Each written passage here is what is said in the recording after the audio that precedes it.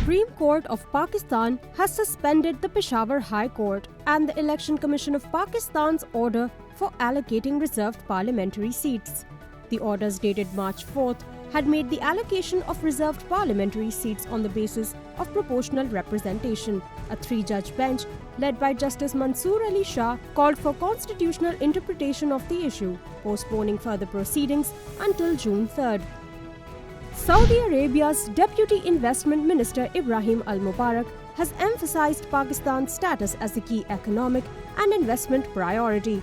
He made the comments during the Pakistan-Saudi Arabia Investment Conference in Islamabad that was attended by a 50-member delegation from KSA. Al-Mubarak highlighted Pakistan's strategic importance due to its demographics, location, and resources, expressing the kingdom's intention to strengthen bilateral relations.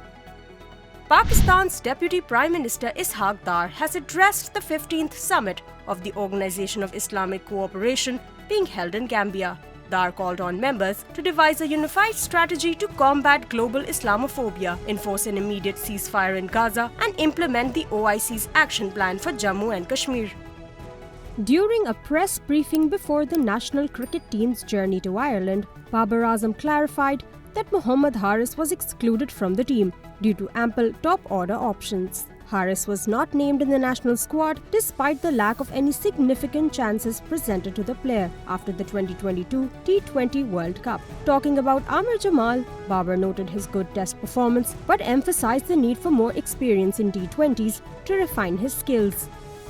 Pakistani mountaineer Naila Kiani achieved a historic milestone by becoming the first woman in the country to summit 11 peaks over 8,000 meters. She completed the milestone with her latest conquest of Mount Makalu, the world's fifth highest peak at 8,485 meters. This achievement also marks her as the first Pakistani, regardless of gender, to reach this number of high-altitude summits within 3 years.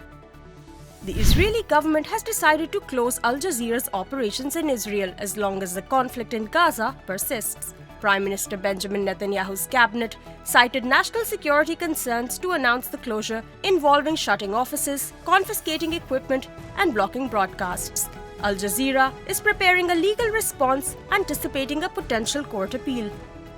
The Israeli military has issued evacuation orders for areas east of Rafah, prompting some Palestinian families to leave. The Israeli army has said on Monday it was evacuating about 100,000 people from eastern Rafah ahead of an expected ground assault in the southern city of Gaza.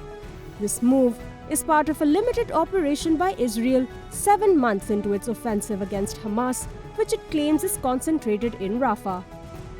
Preparations have ramped up in India for the third phase of the country's massive 7-phase elections. Polling teams have already been dispatched to 94 constituencies across 12 states and territories. Electoral officers collected voting machines and other materials under the watchful eye of security personnel, ensuring a safe setup.